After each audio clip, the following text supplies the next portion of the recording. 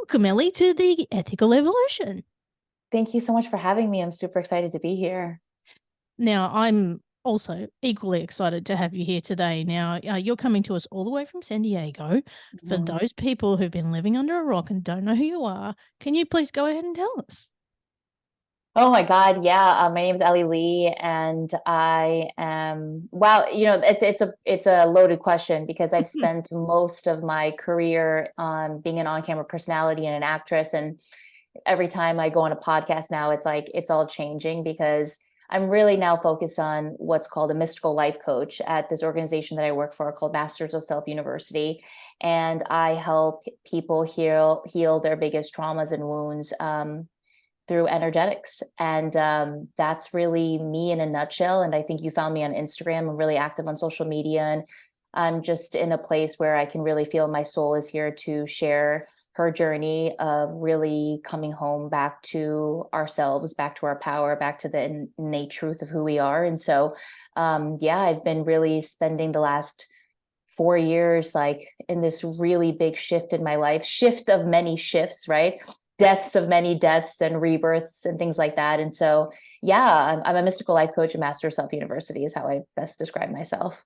I love that. And you are right. I did find you on Instagram and let me tell you the story from this side of the globe. I was sitting at the hairdressers waiting actually, and I was like scrolling through Instagram as you do, and you came up in my feed and I was like I I I actually read energy as a spiritual coach, and I'm also a psychic. Anyway, I saw you and I saw you. Can I just say I Oh, saw you? And I was like, there's something going on here. and I was like, I've seen you somewhere and you look mm, familiar, but I don't know where. And then I kind of had to go down the rabbit hole and I was like, I just know I need to speak to you. That's all I know. And then this is what the universe does to me. It goes, you need to speak to this person. And there's a reason. There's a reason for all of these things. mm. And so I reached out to you and you graciously said, yes, let's do it. And I was like, okay, cool. Um, so for those people who are also going, hang on, I know you from somewhere. Do you want to just give us your reel on where you've been? Yeah. So I spent the last 15 plus years and I still have a foot in Hollywood and in the world of pop culture and entertainment, but I've been an on-camera personality for a really long time. I'm a host for MTV right now. I was an on-camera host for VH1, which is a big music network. And I was on a morning show with a man named Nick Lachey. I don't know if anyone knows, but he was the lead singer of 98 Degrees. Yes. Yeah, and I was the video on camera host for iHeart Radio, and I've been featured on People. I used to do like the Wendy Williams show, so a lot of things here in America that have to do with music, acting, pop culture. I did a lot of segments on E. So and then I've done some independent films, and so perhaps you have seen me in there. I'm really known on the internet for my viral interviews with a lot of Korean pop stars, and Mm. so that was kind of my claim to fame for a while. And now I'm totally on a different path. And now I'm here going, okay, so that was before my awakening, and now this is my life after the awakening. And it has been a wild, wild, wild journey. So for those people who are going, okay, yep, that's all cool. Like, what's your backstory? How did you get to Oh, here? yeah. Oh, it's a long one. In long story short, I grew up in a very Christian religious household. My mother is the daughter of a pastor, and so church was ingrained in me since I was in the womb. And all of my life, I've always felt like I really struggled with like really deep depression, like even as a child. I would go up to my mom and I'd be like, I don't know what's wrong with me. Like, I feel a lot of deep emotions and I don't know what's wrong. And, I'm a kid of the late 80s. And, growing up in the late 80s and 90s, they don't really talk about mental illness or depression or any kind of emotion in general. We don't live in a world where now it's changing, right? Thank God. Mm. But for the most part, it was like, you don't talk about emotions. You suck it up, you buttercup, and go out there, hustle and grind and make something out of yourself, right? And so as a kid, I had all these deep emotions and I was deeply sensitive, and nobody nurtured that or nobody knew how to do that. And so I just struggled my entire life. I would constantly be spiraling in like deep cycles of depression, of anxiety, of unworthiness. And when I was 16 years old, they put me on my first antidepressant. And so for the next, 15, 16, 17, 18, 19 years, I was up and down on all kinds of antidepressant pills. I've been on so many. I've been on high doses. I've been on medium doses. I've been on low doses. And every time I'd go to my psychiatrist, I'd be like, I'm not right. And she'd be like, well, here's more and here's more. So there's never been an addressing of why I am the way that I am or why I feel the way that I do. And then in 2019, I moved to Los Angeles because I booked a big gig. And I was like, this is the start of my new life. Like, look out, Hollywood. Like, here comes the star. And when I got to LA, everything got really quiet and I started spiraling and I hit the rock bottom of the rock bottoms. And I knew that something had to change. And I heard just like this tiny little voice that was like, it's time to do some inner work. And I've always heard of inner work. And I started dabbling in meditation a year before, but like I never really understood any of it. And because I grew up so religious, so Christian, we don't talk about anything of like self-love or like self-help or like personal development. All of it is kind of like, look to Jesus and he's going to save you. And that's the end of the story. Right. And so I started doing inner child work. And when I started doing it, I was like, oh, I am messed up and I have no self-worth and I don't understand at all what self-love is. And thus began the journey into my healing journey. And I always say the healing journey is inevitably a spiritual journey because it's the journey of coming back to the truth of who you are, which is divinity, right? And so one day I'm doing all this inner child work and I'm seeing 1111 everywhere. And I thought that I was going crazy. And I had nobody to ask because it's not like any of my friends were quote unquote spiritual or on the path. And so I Googled it. I said, am I going crazy? I'm seeing 1111 everywhere. And then up came angel numbers. And thus began this whole new world of like, what is this? And it was so beautiful because for the first time, it wasn't something that was shoved down my throat. It was, I'm going to find God and whatever that means on my own. And this was the entry into all of that. Yeah, and wow, there's a lot under that, Ellie. And I had a very similar kind of experience to you. Like when I first kind of had my awakening, I was like, I started seeing the angel numbers, and I still do Yeah, every day. And totally. to the point where you'll look at a clock and it'll always be like 111, 222, 333. Yeah. I'm like, all right, I get it. Okay. Right. But you become more conscious and you see the things that no one else sees, and you Yes. kind of like, is it just me? And then when Yeah. you start to find your tribe, you're kind of like, oh, so it's not just me. Right. So That's it. with your awakening and now taking your pain and turning it into power for others, Yeah. how does that look for you today? Oh my gosh. So, when I entered into the spiritual and the healing world, I was like, okay, give it to me. Like, whatever you say, I'm going to try it. So I spent around almost 3 years of trying everything that I could read upon, that I fell upon. Like, when something like hits you, you're like, okay, I'll try that. Mm. And so, there's so much stuff in the spiritual world of like manifestation and reprogramming the subconscious mind and everything, right? So I was diligently meditating twice a day. I was taking breathwork classes. I was taking cold showers. I was reprogramming my subconscious mind. I was self-affirmationing myself to death. I was EFT tapping, I was doing everything and anything. I tried plant medicine. And I knew 3 years in, I was like, okay, so I've been doing all of this and I know and I can feel that there's a shift in me. But why am I still deeply depressed? And why do I still judge myself? And why do I still hate others? And why am I still like repeating these same patterns over and over and over again? And so I knew that everything I was doing was cool, but it wasn't getting to the root. And so one day I just started openly speaking to the universe and I said, I don't know who, what, when, or how. I was like, I don't know what any of that looks like. And I'm not attached to anything. I was like, but I know that what I'm doing is not deep transformational work. So please guide me. And I would just say this constantly. I would just speak it out constantly. And then one day I got super triggered by something and I was like losing my mind.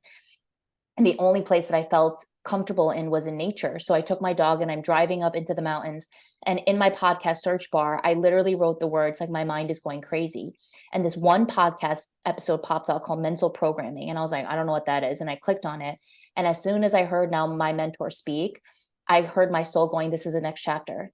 And so everything I heard from her was so practical. It was so groundbreaking. And it was like so tangible for me that I knew that I had to study under her. And so I jumped into a 6-month program of becoming a mystical life coach. And I really thought, Bindi, when I joined this, I was like, oh, I'll learn a few things. And it was like no, strap in because your life is about to radically change in the most brutal and most beautiful ways. And what this work has taught me was everything that I wasn't doing, which was I spent the first 3 years, this is what I've known my entire life, is just running away from my pain, right? Mm. So even when I was meditating, I wasn't meditating from a place of power. I was meditating to not feel what was coming up.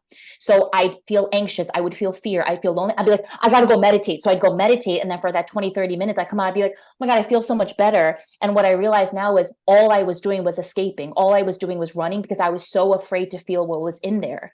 And now this teacher was now teaching me, we don't run from the pain. We go into the pain by connecting to our divinity, by opening up our heart chakra, by loving the light, loving the darkness with the light that we are. And that was the radical shift that I needed. And I've been doing this work now for almost 2 years diligently, and it has changed me in the most profound ways. And I know that this is just the beginning of my journey. Like the evolution, we're infinite beings, right? The evolution never stops. It just keeps going. And for me, like I didn't come all the way on earth in this incarnation, in this life, to suffer as much as I have, to just go, oh, I'm just going to stop here. Like, no, even though it's been so hard and it continues to be so hard, I can feel like, oh, I came here to be a warrior of the light. And the warrior of the light, that's not a passive process. That's an active process. And it means constantly going in. It means constantly connecting. It means constantly facing your shit over and over and over again. And that's what it's taught me. And so now I've been almost 9 months off of my antidepressants that I was on for 20 years because I realized, oh, I'm not afraid anymore. I'm powerful enough to face anything and everything that comes my way with the light that I am. And that's the work I now coach others on, and the work that I consistently and constantly do on myself. And this is it, healing is a constant thing. We are evolving humans every minute, every day. It doesn't stop. It's not a, hit it, quit it kind of thing. It's like continual kind of thing. And you've just got to keep going. And, for a coach, people might be like, well, you haven't healed your stuff. But the thing is, if you have a coach that isn't working on themselves, that's right. Right. Yep. Everybody's on a healing journey. Some are aware of it, some aren't. But one thing that came up for me as you were talking, Ellie, was, you talked about inner child work, and I had a similar thing where I connected with that part of me. And, we can look at our parents and people objectively could go, oh, your parents weren't that bad. And no, they weren't. Right. It's just that everybody's experience is different and they did the best they could do, right? And back in the 70s, 80s for me, it was a whole different world to what it is today. So, recently I met Marianne Williamson, and she was here in Brisbane, and one thing she said that really hit me and I felt it was she was talking about inner child, and she goes, you don't need to connect with your inner child, you need to connect with your inner adult. And I was like, ooh, hang on a minute. I get where you're going, but also there's people who actually haven't honored who they were as a child and understood the pain that you just get programmed with. You have no choice in it, no consciousness of it. Yep. And when you understand that, oh, this is what all this other stuff that now I'm in my 30s, 40s is like, this is how this is all manifesting. Yep. And if I can hit this back here, imagine what I'm going to feel like right now. Yeah, that's it. Is that the experience that you had? Yeah. Well, first, two things. Love what you just shared. And that's what a lot of people do, right? Even my clients that I work with, like, well, my parents did the best they could. And yes, that's truth. But it doesn't mean that they didn't cause harm along the way. And that's now our stuff that we need to heal within ourselves. And so, when we get triggered, right? When uncomfortable feelings come up for us, that's an aspect of our wounded inner child that's showing up in that moment, right? So it's not about like connecting to your inner adult. It's about connecting to your inner light and being there with your inner child and letting them also connect to their inner light. Because a lot of inner child work that I did for a long time just felt like I was coddling my inner child, like let your inner child play and like let them out. Like I'm a 36-year-old woman. Like I want to be an adult as an adult, which means that inner child, like let's grow them up. And that's a part of what we teach. We call it the mystical parent to your inner child. We coddle and we like baby our inner child, but like our inner child is also a divine being. They are also divinity. So, and like my teacher always says, she's like, they're closer to divinity at 5 years old than you are at 36 years old, right? Yeah. And so us babying them keeps them trapped. The work that I do is, hey, I'm right here with you, but you can also do this, and you got this. Grow that light, connect back to the truth of who you are. And when you do that over time, over and over again, every time you're triggered, every time this wounded aspect of you shows up, over time, that child goes, hey, I'm good. I'm growing up. We're not stuck and trapped here anymore. And then that's when you're like, oh my God, that's the work right there. And that's what we're all trying to do. We're trying to heal our wounded inner child so that we can now just be grown, mature, conscious adults that like constantly just come from love and power in every way, in everything that we do. And I just recently experienced the results of that healing. Like when you get into relationships or you see yourself reacting in relationships and things like that, and you go, Yes. well, I used to do this because of this. Yes. I don't need that anymore. And you're kind of like, who am I now? You know? Yep. I noticed that in myself, and I'm like, well, I used to do this because I had a hole I needed to fill, and I don't have that anymore, so I don't need this toxic shit now. Yes. That's it. Like to That's it. have that power within yourself and to have that self-awareness, Mm. like just that healing is like, it's a bit like a drug, isn't it? Yes, it is. It is in a beautiful way because you're coming back to you, Mm, right? We're also wounded and we're also emotionally fragile. We have no idea what's actually in there, right? mm, So many clients that like I see, or colleagues that I see who like stop doing this work, it's like you're not accessing who you really are. All you got to do is unclog the pipes so mm, that you can connect and really be the magical, powerful being that you are. We are all like this, but it is a choice on whether or not you're going to go on the path to find out who that really is or not. mm. It's funny you should say clearing the pipes, because I was talking to someone spiritual or mystical the other day, and we were talking about energy and all this kind of stuff, and they saw it as exactly two drain pipes that Yep. basically come through you and go out to the universe, and the light within you can't get through those pipes if you don't clear them out. Yep. And I think the whole problem with us is that we all need a good spiritual colonic. That's right. I think we need to make a t-shirt out of that, Ellie. Love it. Love it. I'm in. So tell us what the experience of coaching with you is like. Oh my gosh. So the work that we teach is we teach a very step-by-step process on how to do this work so that one day you'll never need a coach anymore, right? Everything we teach is connecting back to what's within. I used to always hear like, go within, go within, go within. And I'm like, what does that mean? Mm, I can logically understand like, okay, go within, like just like but I don't really understand. And it was through this work, I was like, oh, I get it. It is about learning how to connect and open your heart chakra. And most of us, when we experience trauma, especially when we're young, everything that we experience that is painful, we learn how to close because it's not safe.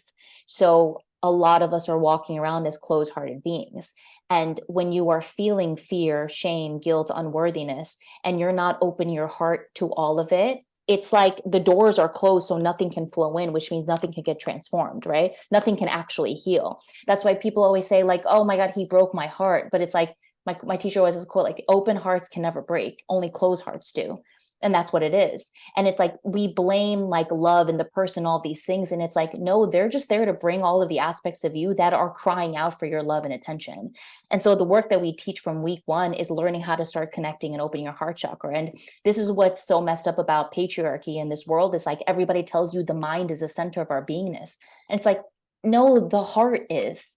And if everybody knew this world would be a very different place. And that's why most of us are so trapped up here, because that's where we created safety. Because when you're stuck in the mind, you don't have to feel the depths of what's actually coming up for you, right? So thus are the overthinkers and like everybody's just like thinking, overthinking. Yeah, it's because you're distracting yourself from going within and feeling what is up there, what is down there, and what's wanting to come up, that's wanting to be felt by you. And so every single week, I'm just teaching you how to connect and how to open. And we're teaching you how to get from the trigger down to the inner child wound. And what we really are teaching is alchemy, right? We're all alchemists. I remember there's this famous book called The Alchemist, right? And I read it and I was like, that's cool. Wish I could do that. And it's like, No, we can all do that. And how does alchemy actually work? Because if we all truly understand that we are all energy, right? This is science. People love science. This is science. Every thought that you have, every emotion you feel, every behavior you do is all energy. Energy can never die. It doesn't just disappear. So even in the spiritual world, it's all about like release it, somatic, everything is release it, release it, release it. And it's like you're releasing it, but you're not transforming it, which means it comes back. So you can do as much like breath work and all this stuff, right? And for that moment, it feels great because you brought a higher energy into that moment. But then a week later, why am I triggered into the same thing? Well, because it came back. Because all you did was release it. And then who's it going out to? You know, like it's going out to the people out in the world. And like that's just more darkness.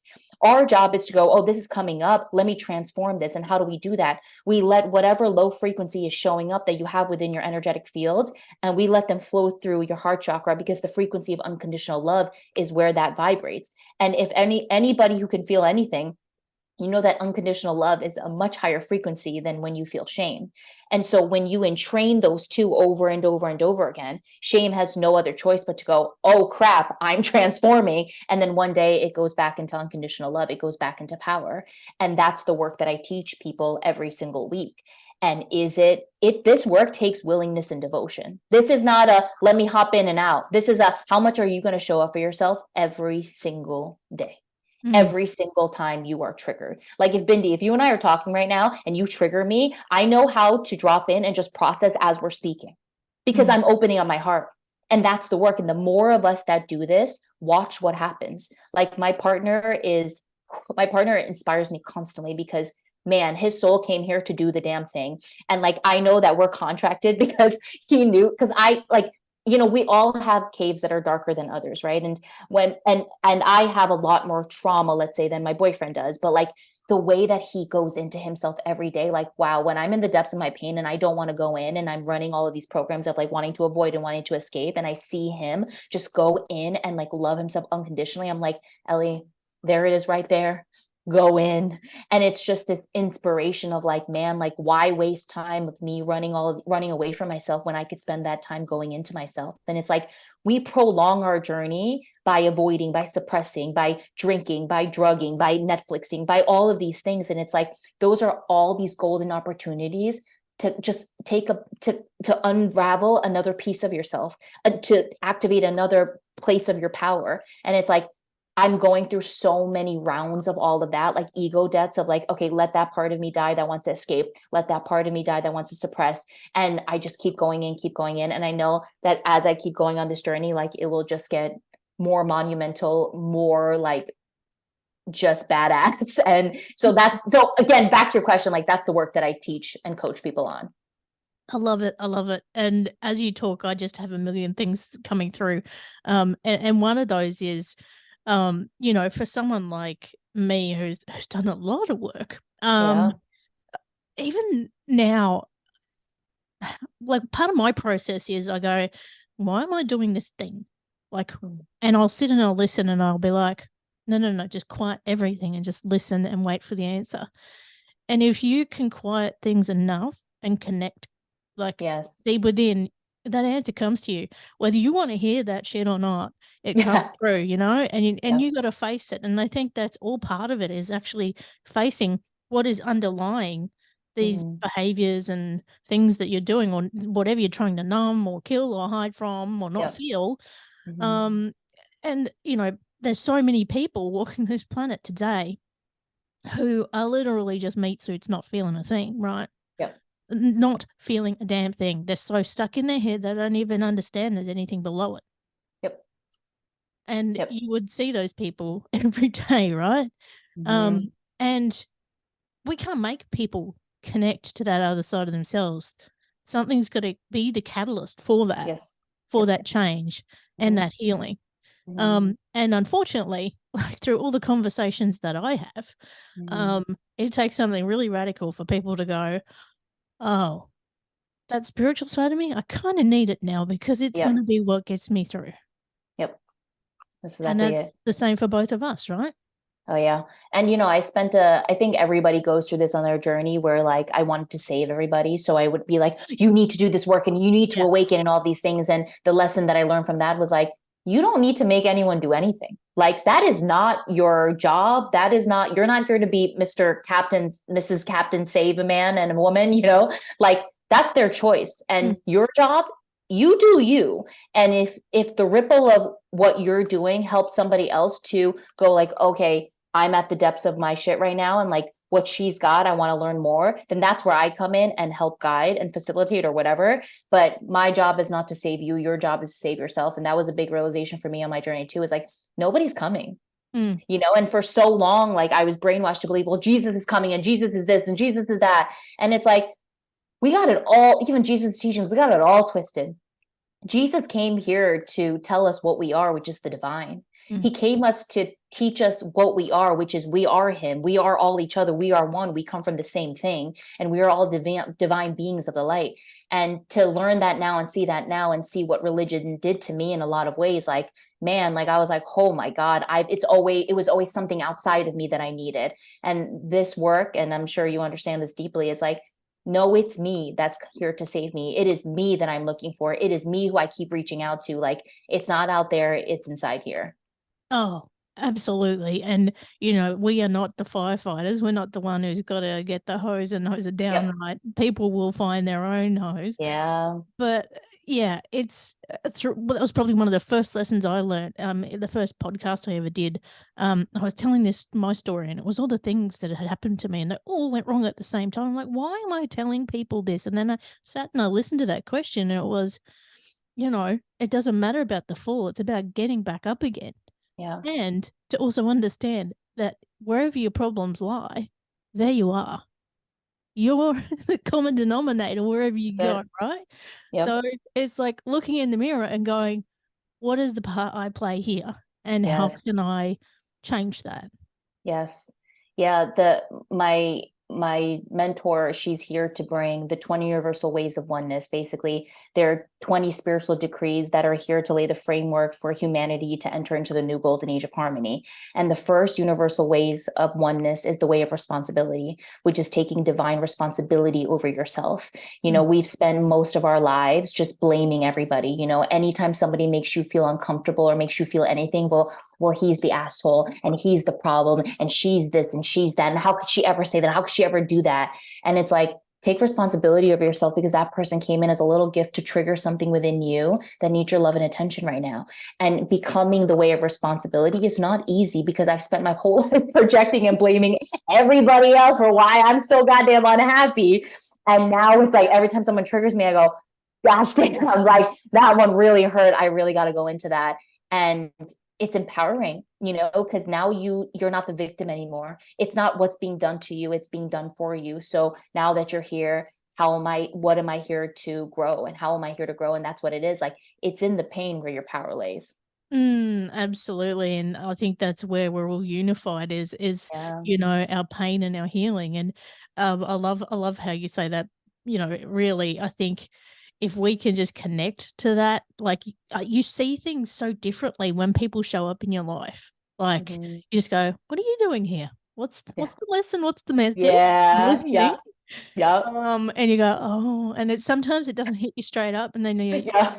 you know, in an off moment, you go, oh, I get it now. Yeah. Yep. That's it. That's and it. and That's if you it. can just detach, I think sometimes it helps if you can just detach from the situation and Totally. like zoom right out and go, Yeah.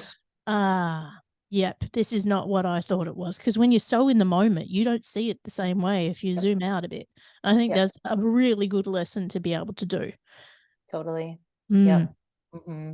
Now, I know that you love getting behind the mic, Yeah. and always have. Now, you're also involved in a podcast too, right? Yeah. Tell us about So that. we have a podcast called Masters of Self University, and it's headed by basically my mentor Rachel Fiore, and then my boyfriend and I host each episode as well. And she does her solos episodes, and then we do episodes together, and then with all the other coaches, and we really just talk about this work and everything that we're moving through. And she's obviously here to give higher level teachings, and so that's what she does. And the rest of us just really talk about, you know, what we're moving through. And it's insane because the content never stops, right? It's not like it's this journey is like, no, it's always going to give you something to talk about. Right. And so that's what the podcast is. And we're almost 150 episodes in, and it's been a journey because I started the podcast at the beginning of this work. And so I have my evolution just documented in audio and video format, which I'm sure for you too, like documenting it. And that's how I see social media too. Like, social media for me right now is a diary of my entire journey, because I haven't stopped making videos since I started awakening. And, it's interesting too, because the most part, my Instagram was all about my career of like being with celebrities, right? Most of my Instagram was like, look at me and look who I'm interviewing, and look, I'm at the Grammys, and look, I'm at MTV, and do you see me, and do you love me, and do you validate me? And that industry and that whole thing made me so sick. And like, I was mentally and emotionally in constant distress because I was wanting the world to just validate me and to love me and to make me feel like I was worth a damn. And then to have this huge shift, I talk about this a little bit on my social media of like, when I made the shift into, actually, I'm going to talk about my journey and I'm going to share all these things that I'm learning. I lost 10,000 followers, like straight up. And I had to work through everything that was coming up for me in terms of like, what do people think about me? And like, people don't like me anymore and all this stuff. And it's like, all those aspects of you need to die, and they need to be healed and need to be alchemized, because where you're going, like, people are always going to hate on you. People are always going to come for you, especially when we're showing up. Like I always say, people who make content on this kind of work, we are the most vulnerable. We are the ones where when they come shoot at you, you're shooting at something that's so personal to me. And I have to be so strong and so powerful enough that when you're shooting ammo at me, it just flicks off of me. And so it's been a journey of me, as I lose followers, as I get trolled, as people bring me down, and all these things. Like, how tall are you going to stand in the midst of all of this? And so it's just been a really beautiful learning lesson after learning lesson, and just all these opportunities for me to grow. Like, I had this video recently that went viral. In less than a week, it hit 1 million views. And it was a really personal video. I didn't even know if I wanted to post it, because it was something that I worked through with this trauma that I was experiencing.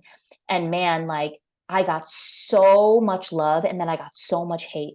And the hate was brutal. Like, people were mocking me, making fun of me, ripping me to shreds. And I had this moment where I was like, I can't share anymore. Like, this is too much. And then when that passed, I was like, girl, find your power and like really drop in and alchemize all that's coming up, because they are going to come for you. And my boyfriend said it the best. He's like, when your light shines, it will shine in parts where the darkness is so dark. And that's what many of us are doing. As we become more light, we are shining on the darkness and the aspects of people that they don't want to see. And the lesson that I learned from that is, every comment where I would see someone dismissing me or bringing me down or trashing me, right?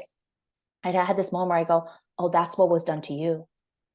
And you haven't healed that within you. You haven't found love within you. So when somebody is talking about something that's so vulnerable, you can't understand it at the level of consciousness you are, and you don't want to understand. So you try to bring people down where you are. And it's those moments where, oh, because I find love and compassion for me, now I can see what's going on within you. Now I have love and compassion for you. And I know this has got nothing to do with me. And that's power. And then that's what keeps me going. And I'm like, okay, bring it on, actually, because every time you do that, that's a chance for me to become more powerful. So let you troll me so that I can alchemize whatever comes up for me. So it's just fascinating. Like, this whole thing is just so interesting and empowering in so many ways. And in that case, it's really the haters are fighting the light, aren't they? They're trying to keep their darkness and fight the light. But really, when I started, oh God, it was nearly 5 years ago now, where I really got my face out there more. And you go through that, all of the things, you're scared what people are going to say about you, all this kind of stuff. And I reached a point where I just didn't give a shit. I don't care. Amazing. Say what you want about me. That's your problem, not mine. Yes. If anybody said anything awful, I had an automated response that was just, I hope you find what you're looking for. I wish you well. I wish you love. And you leave it at that. And who can come back and be a shithead after you do that? Like, 100%. Who? And if they 100%. do, you walk away. You don't engage. You walk away.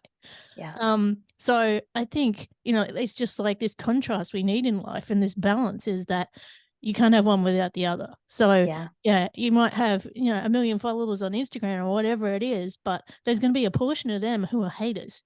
Oh They're yeah. just there. And this is the thing, when I was in Hollywood last year and hang out with a whole bunch of stars, um, at, I saw behind the curtain, and you would have seen Yes. it too. I saw behind the curtain, and I was like, this isn't quite what I thought it was. Yep. And I came home and I was like, oh, I like my little life. And, it's like this facade, and it isn't what people think it is.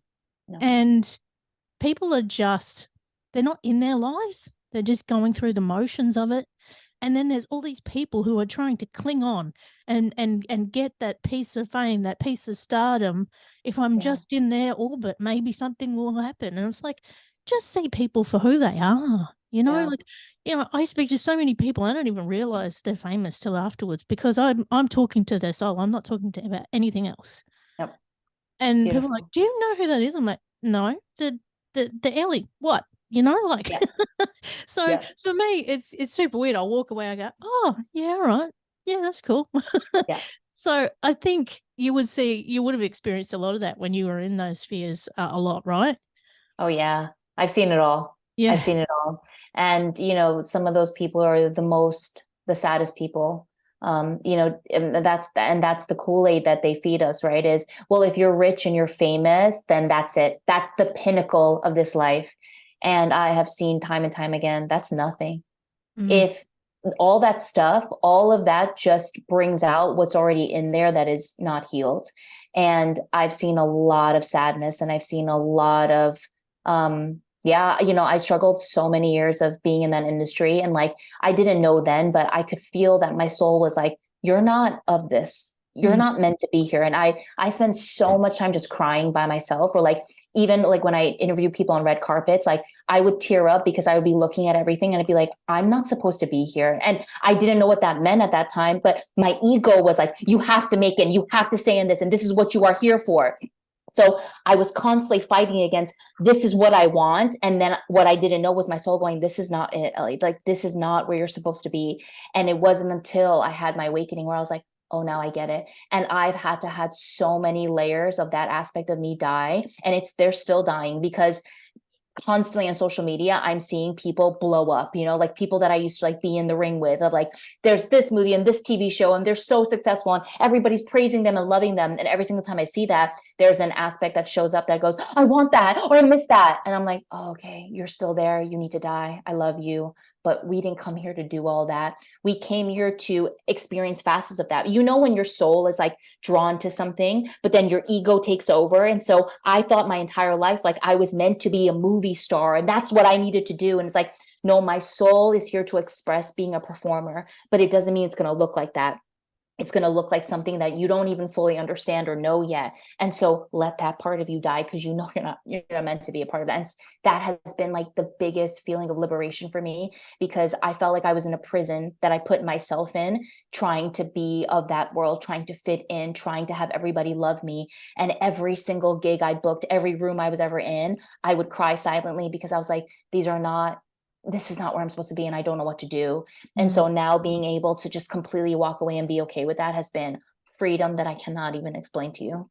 And I've spent a lot of time speaking with trauma and recovery specialists Yeah. in Hollywood, who deal Mm, with celebrities on the daily. And the one thing, all the fame, fortune, all that kind of stuff, the one thing that helps them through that recovery is the spirituality side of it. And when they connect with themselves, that's the only way they can recover and heal and get past yeah. the pain they're trying to numb. Yeah. That's it. And it's just funny that it doesn't matter who you are. Nope. It doesn't matter how many dollars you got in the bank, doesn't matter how many followers you got. We Mm-hmm. all have the same pain. And this Yep. is, again, coming back to what unifies us. Yes. Totally. It's Oh, beautiful. Ellie, I could talk to you all day, mate. Seriously, I But me could. too. I love her. I'm like, let's go. I think we're going to have to do a series. Yes, let's Yes. do it. Yes. Now, mate, if people want to get in touch with you and learn more Yeah. about your coaching, where can they go? Yeah, so my Instagram and TikTok is at Ellie YJ Lee. And there's a link in there where it is the links to everything. You can work with me if you're couples. I do relationship coaching. I do one-on-one. Me and another coach, we do a lot of group classes, and we really teach you this work. And so you can find me there. If you just want to follow my stuff, it's at Ellie Lee, and that's where it is. That's where I live. Lovely. Now, I've got the last big question for you. Yeah. What's the change you'd like to see in the world, and how can we bring it to life? I think the biggest thing for me right now is equality.